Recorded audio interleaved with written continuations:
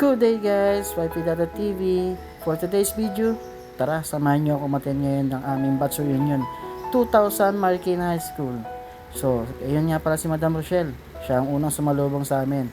At kailangan namin pa-register para mabigyan kami ng coupon para sa aming foods at mga parapol mamaya.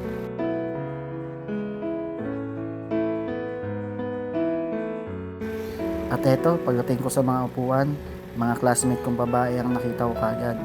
Tapos, may nakita ko, marami pang dumarating. Iba, pamilyar na lang sa akin yung mukha. Tapos yung iba, limot ko na talaga ang pangalan.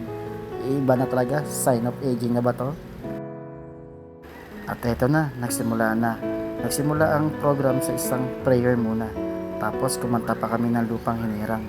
Siyempre, feeling high school pa rin kahit papano.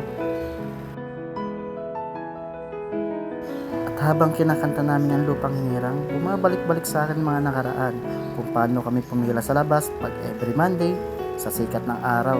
Tapos nakapila kami, kakanta kami ng Lupang Hinirang, tapos tutulain yung Panatang Makabayan, kakantayin yung Marikina Hymn. Nakakamiss yung araw ng Monday na yan. Yan lahat ang ginagawa namin every Monday. At yun nga, nagsalita na si Ma'am Abergos, paunang salita sa amin. Eto si Ma'am, natatandaan ko nung high school ako.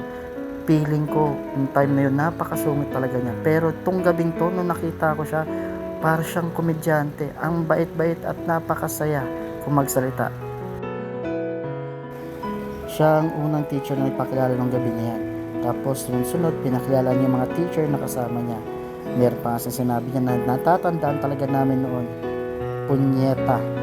Yan yung gabing unang-unang sinabi niya. Kaya tawa kami ng tawa lahat dyan. So parang bumabalik talaga lahat. Nakakamiss, sobra.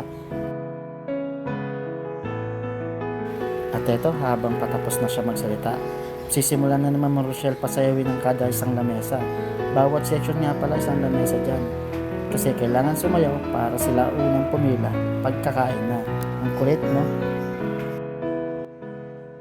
Kaya mapapansin mo sila batchmate, noon high school hindi sila sasayaw, ngayon lang sila napasayaw kasi kainan na. Dito nga napansin namin, nagtatawanan sila kasi iniisip nila kung sino susundan nila at magkokoryo sa sayaw nila. Tingnan mo, parang sila mga bata, tawanan lang ng tawanan. Sa part nga na to, pasasayawin naman ni Ma'am Rochelle ang mga teacher natin. Tara, tingnan natin. Panoorin natin.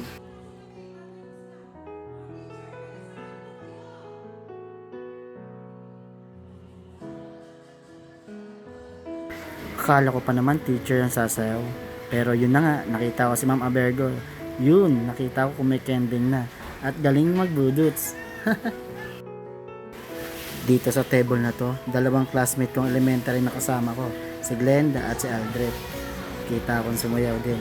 At eto na nga, table na namin. Kaya todo bigay. Yan, si Grace Dancel. Yan, todo. Sige pa. Yap. Hoot, hoot.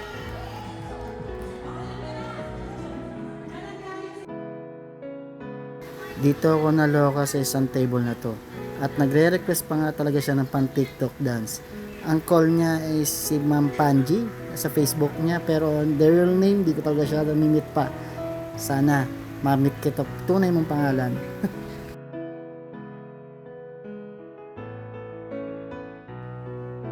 At pagkatapos nga ng sayawan, eto nagpalabas na sila ng projector. Pinalabas nila yung mga dating ginagawa namin ng high school. Sa mga graduation, sa mga basketball league. Yan, alam ko kasama pa ako dyan. Yung unang basketball 2000. Tapos, meron ako napansin sa mga pinalabas na sa projector. Yung ginagawa nilang pagtulong sa mga senior citizen. Nakakabilib, no? Hindi ko expected na may ganun palang ginagawa tong officer namin ng batch 2000. Saludo ko sa inyo mga sir at madam. At sana marami pa kayong matulungan. Susuporta ako sa inyo. Hindi ko lang alam kung paano, pero sana masabihan nyo ako. Okay, to be continued muna natin. Abangan nyo next upload ko. Please like, share, and subscribe my YouTube channel. Thank you for watching guys. Love you all.